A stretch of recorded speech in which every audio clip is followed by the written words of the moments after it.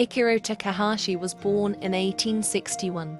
He is Maki and Edgar Takahashi's only child. When he was just a few months old, his father had abandoned them. The next morning, their memories of him were erased. All that remained of him was a dusty robot that could no longer function, and old family portraits. Maki didn't know if the man in the photo was Ikiro's father or not. All she knew was that they were on their own. She took care of her son and tried not to let the missing memories bother her. She started a cooking business to pay the bills. She made money, but it wasn't enough. After a while, she couldn't keep up anymore. She had no choice but to leave. Finding a new home wasn't easy. They were on the streets for weeks. One night they were approached by an old man. He promised her a place to stay if she worked for him.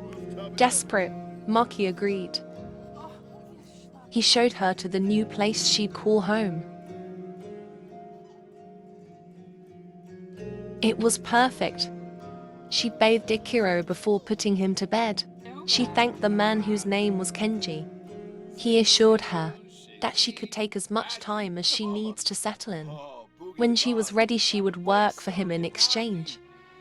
Over the next few weeks, Maki and Ikiro made themselves at home. Downstairs, Kenji ran his restaurant. Soon enough, Maki was ready to join him.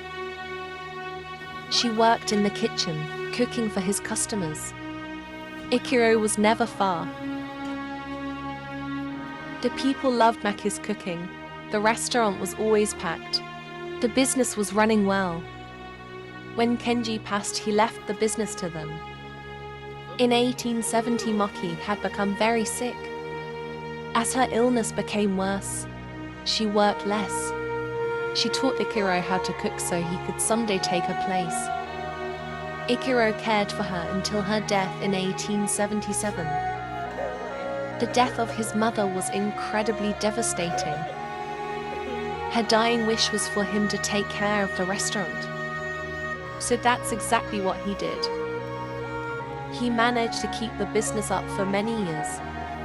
For a long time, the restaurant was all he cared about. He put a lot of effort into fulfilling his mother's wish.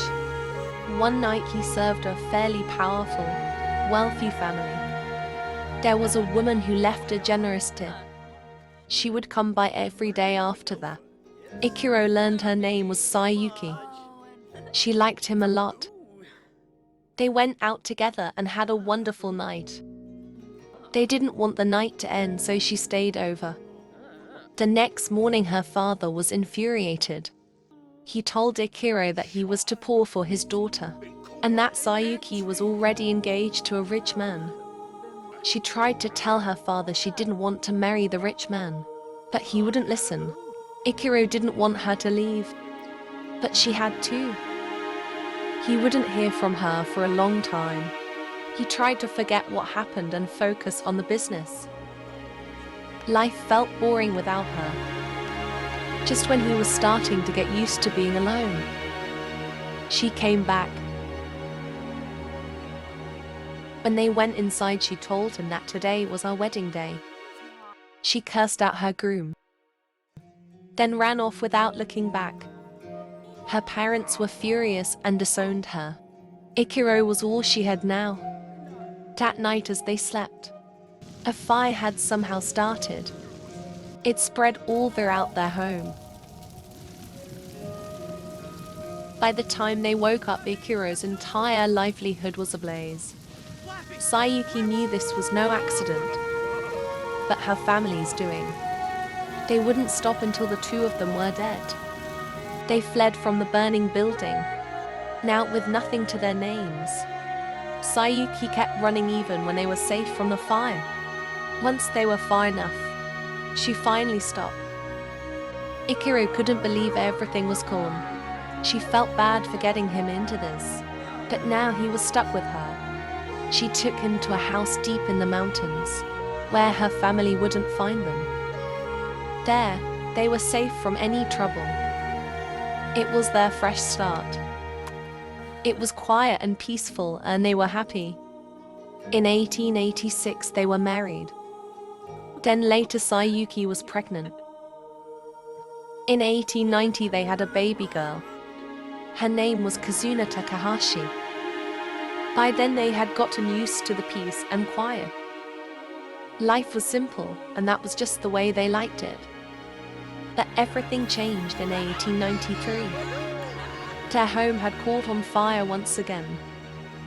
In the midst of evacuation, neither of them could find Kazuna. They searched every room to find her as the fire spread, and trapped themselves. With no way out, they were consumed by the flames. They were gone, and their daughter was still missing.